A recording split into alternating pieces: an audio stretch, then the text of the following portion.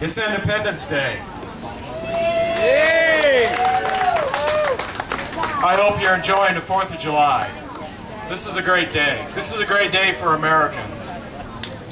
My name is Charles Kidwel, and I am an American. I was born and raised in this country, and I'm very, very proud of it. This is a great nation. I'd like to start with a quote from the late American James Baldwin. He said this. He said, "Freedom is not anything that can be given. Freedom is something people take." So we have a responsibility as Americans.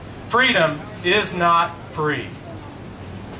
And once we have freedom, then we have a responsibility. We have a responsibility to keep that freedom and hang on to it as Americans. A founding father and our first president, George Washington, said this. He said, "The preservation of the sacred fire of liberty and the destiny of the Republican model of government are justly considered, deeply, finally staked on the experiment entrusted to the hands of the American people." It was given to us as Americans, entrusted into our hands, this gift of freedom and liberty. So as Americans, how are we doing? How are we handling that precious experiment that was given to us? I'd like to share with you some words of wisdom from another of our founding fathers, Thomas Jefferson. He said this. He said, "The mass of mankind has not been born with saddles on their backs, nor a favored few, booted and spurred, ready to ride them legitimately by the grace of God." Now think about that. And we're going to touch on those words in just a moment. But this is a day for Americans to celebrate. And it's a very important day for Americans because we're celebrating this day as our Independence Day. This is our day that we became independent, free from a monarchy, the British king. Our founders knew how important it was to have a free nation of free people. Our founders believed in certain values and principles that Americans still believe in today and are still just as important and valid as they were 233 years ago. Our founders believed in values such as honesty, bravery, courage, honor, respect, personal responsibility, hard work, and hope. The founders truly believed in the principles of freedom and liberty. And to support those beliefs, they gave us some very important documents for Americans. Documents that we should know. First of all, and the reason why we're here today, they gave us the Declaration of Independence. And they also gave us the most important document that our founders could have given to us and handed down to us, the Constitution of the United States.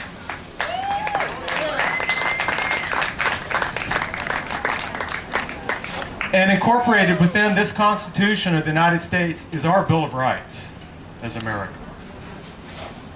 These documents are precious to the American people. And as Americans, we have a responsibility to know what these documents say and to understand these documents, because these documents mean our freedom. They mean our liberties for today. Some may ask, though, well, it's 233 years after our founders, they signed the Declaration of Independence from the King. Why are these documents so important today? Well, friends, these documents are probably more important today than they ever were in the time of our history. The Constitution is as valid today as it was 233 years ago. And unfortunately, there's been a slow erosion of the Constitution and the rule of law. And in recent times, this slow erosion has turned into a torrent or a flood of erosion. Many Americans are concerned about where this nation is headed. They're concerned about the constitutionality of things that are being done by the government. On September 23, 2004, Congressman Dr. Ron Paul made some important comments about the Constitution on the U.S. House floor of Representatives. And I'd like to share with you just a portion of those comments because they're very pertinent to what we're talking about today in the Constitution. Dr. Paul said, "The answer to the dilemma of unconstitutional government and runaway spending is simple. Restore a burning conviction in the hearts and minds of the people that freedom works and government largesse is a fraud. When the people once again regain their confidence in the benefits of liberty and demand it from their elected leaders, Congress will act appropriately." I'd like to share that with you one more time, that latter half. He said, when the people, that's us, once again regain their confidence in the benefits of liberty and demand it from their elected leaders, Congress will act appropriately. We have a responsibility. We have a responsibility to make sure that those elected leaders in Congress and Senate and otherwise are holding up this Constitution as their guidebook and using it. As Americans, there are some very important documents. We've talked about the Constitution, and of course that's the main document that we want to read, is the Constitution. But also, if you get a chance, please read a pamphlet that really changed the course of American history and had an impact even on our founding fathers. It was by Thomas Paine, called Common Sense. If you ever get a chance, or if you've had a chance, please read that or reread that. Also, please get a copy of Benjamin Franklin's autobiography. That book will give you some insight into the heart, soul, and mind of one of our most famous and most dear founding fathers.